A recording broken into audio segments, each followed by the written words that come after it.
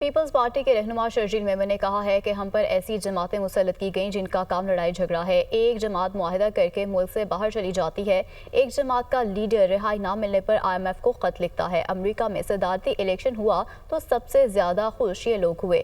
یہ وہ لوگ ہیں جو اپنی ذات کے لیے پاکستان کی سالمیت قربان کرنے کو تیار ہیں۔ وہ سندھ اسمبلی میں اظہار خیال کر رہے تھے۔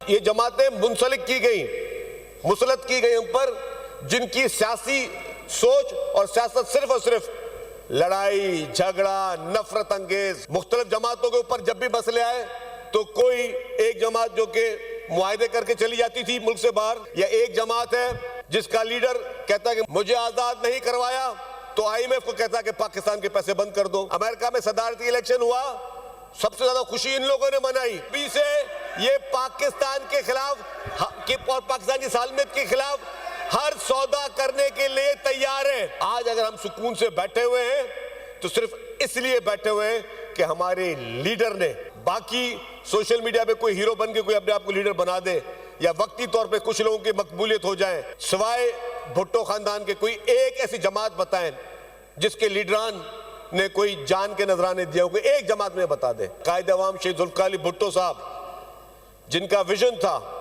کہ پوری دنیا میں اسلامی ممالک کو آپس میں جوڑا جائے، آج بھی پاکستان میں ایسا کوئی شخص نہیں ہے جس کو ہم کہہ سکیں جس کا اسٹریچر شہید ذوالفقار علی بھٹو صاحب جیسا ہو۔ پاکستان کو ضرورت ہے ایسے ویژن کی جو پاکستان کو اس کرائسس سے نکالے۔